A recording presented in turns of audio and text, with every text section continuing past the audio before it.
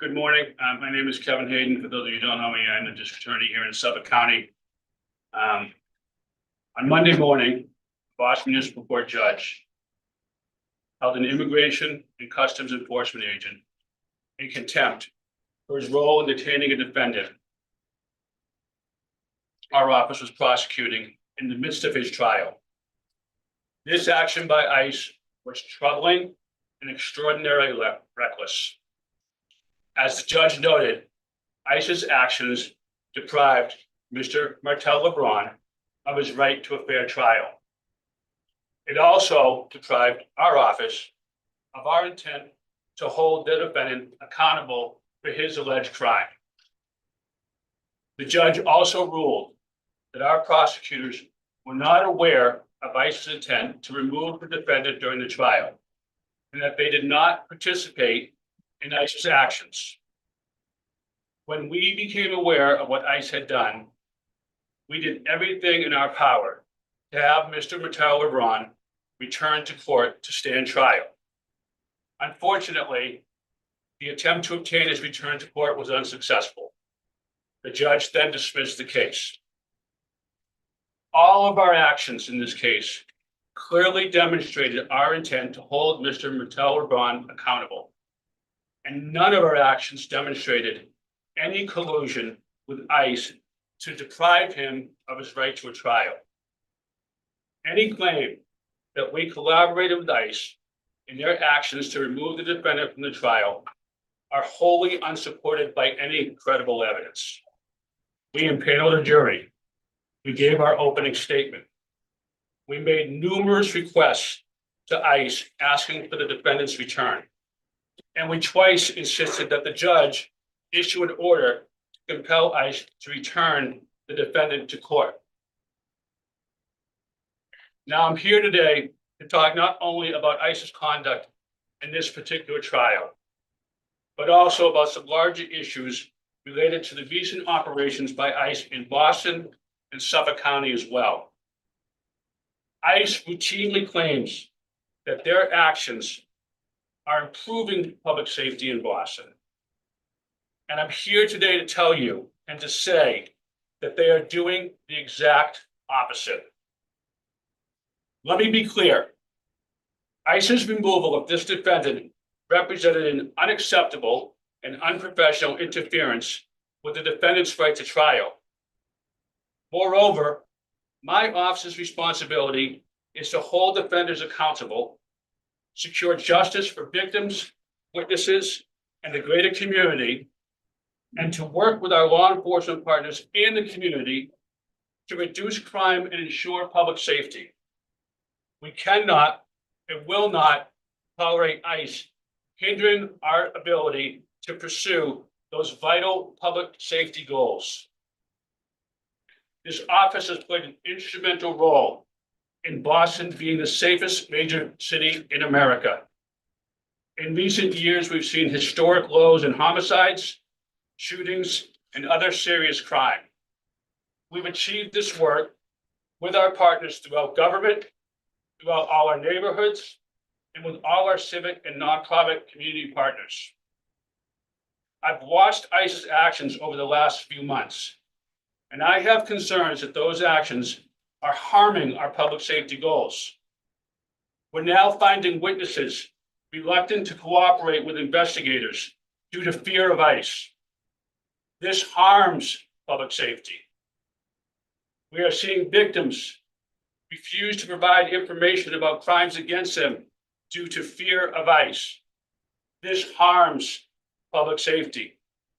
We have seen a chilling effect on some of the most vulnerable in our communities due to fear of ICE. This harms public safety. Our office has had a long and successful history working with our federal agencies and partners to prosecute offenders and ensure public safety. And we most certainly hope to continue those partnerships. But ICE's recent actions are deeply troubling. We will not stand silent while ICE removes defendants in the middle of a trial. We will not stand silent when the fear of ICE stops victims and witnesses from coming forward. We will not stand silent while ICE operations jeopardize the public safety gains we and our partners have worked so long and so hard to achieve. Rape victims being afraid to report what happened to them cannot be tolerated. And should one of those victims be detained by ICE and removed from trial against their perpetrator, that would be a tragic day for justice indeed. A key witness in a homicide trial being afraid to report what they saw cannot be tolerated. And should that key witness be detained by ICE and removed from a trial, attempting to convict an alleged murderer, again, that would be a tragic day for justice. Our city is the safest in the nation, due in large part to our ability to hold offenders accountable and with the help and cooperation from our community partners. And we simply cannot further allow ICE to jeopardize our dedication to ensuring public safety. Thank you. Any questions? Is there anything about these ICE actions? Well, we've been in communication with our federal partners and with ICE. I'm cautiously optimistic that something can be done, but I think that this entire case you saw was born out of the fact that the judge was concerned about whether or not the defendant would be returned to court. So we'll continue to be optimistic. We'll continue to be dedicated to our mission to ensure public safety. And we'll work with anyone who wants to work with us to make sure that we can hold offenders accountable and to making sure that we can ensure public safety. But if anyone is interfering with our ability to do that, then we will have to raise up a standard against them. ADA Romero said at the hearing that she was concerned that if prosecutors tipped off defense through the judge to ICE's plan, they could incur federal charges. Is that something your office is concerned about? What is your office's policy if something like this were to happen again? So our prosecutors in this case, every last one of them, acted ethically and acted appropriately. And we would encourage them to continue to do so. Everything we do in our job, we do it without fear of repercussions, as long as we know that we're following justice, following the truth, and doing the next right thing for the next right reason. So we're not going to let that fear interfere with our ability to do our jobs, but we are going to follow the law.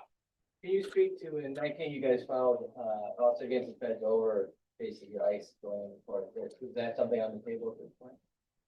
It's not on the table at this point. It's my understanding that that lawsuit had to do with ICE being physically present in the courtroom. That wasn't the situation that happened here, so I'm not sure it's directly applicable. How unusual is it for federal agents to interfere with active criminal prosecution? And what are the legal implications of the contempt finding against the agent? So the amount of times that there's been interference, first of all, interference of this nature, I'm not sure if it's ever happened before. And it can't happen again. We simply can't have ICE trampling on our criminal legal system. That's a problem. That's a problem for public safety. That's a problem for our ability to hold offenders accountable. So I'm not aware of a situation like this that has ever happened before. Have we had people, witnesses, victims, or someone who's standing trial taken into ICE custody before? Yes, we have. We're constantly monitoring that, particularly now. But we've never seen anything like this. And then your other question, I'm sorry, can you repeat it? What are the legal implications for the federal agent who was found in contempt? Well, that remains to be seen. As you know, the judge in the case referred the matter to our court to consider whether or not we will be charged, reviewing forth any criminal charges. That's under consideration. That's under review. That order to us was just recently given. We have a lot to go over in this case before we can determine exactly how it is that we're going to proceed. Sorry, are you saying criminal charges possibly against the I think. There's, yes, possible. Beyond the consent. Well, it would be related to the contempt. Can you talk about how you were gonna prevent this from happening again? Well, this press conference for number one, right? But two, making sure, that we're always, ready, willing, and able to stand up in court, answer ready for trial and go forward. And to the greatest extent possible, work with ICE to make sure that this doesn't ever happen again. This should not have happened. And we're gonna do everything we can to make sure it doesn't happen again. The defense maintains that the ADAs, the Martello prom is going to be picked up in the middle of the trial. They sent out a statement last night, and they have evidence showing that Agent Sullivan and Trooper Dumont saying at least one of your ADAs knew about it. How in mid-trial, what's your response to that? Our prosecutors acted ethically and responsibly and did absolutely nothing wrong. And there is no credible evidence, none whatsoever, that our prosecutors knew that they were gonna, that ICE was gonna remove Mr. Martello Braun in the middle of the trial. None. Do you have any direct response that Jack Lucy lied under oath? I'm sorry, say that again? Any direct response to just off the previous question that prosecutor Jack Lucy lied? The under same oath? answer. He didn't lie. Couple more questions, folks? How are you addressing, or how do you think the public should be viewing the prosecutorial misconduct finding? Well, there was no prosecutorial misconduct finding. There wasn't. So let's be clear about that.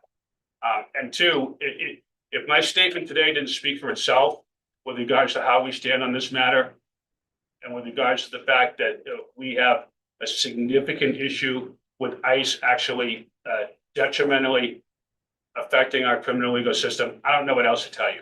People are going to believe what they want to believe, but we're going to continue to do our job. We're going to continue to stand up for victims and witnesses. We're going to continue to do what we can to hold people accountable for violent crime and to ensure public safety in Boston and Suffolk County. Two law enforcement officials briefed on the Chinatown crash yesterday said they are looking into previously existing medical conditions as a contributing factor to that crash. What can you tell us about that? Yeah, that's an ongoing investigation. As you probably know, I was there on scene yesterday. There's some indication of that, but it's way too early to tell. A number of the people, including the driver, are still in recovery. We're a long ways away from making a determination in that case. Let's stick to this topic, please. Yeah, what is your office's policy with regard to cooperation with ICE? Well, our policy is that we can neither support nor interfere with ICE in the operations of their duties. Now, if ICE interferes with the operation of our duties, as they did here, then again, as we're doing now, we're going to speak out about it. Thank you, folks. Thank you.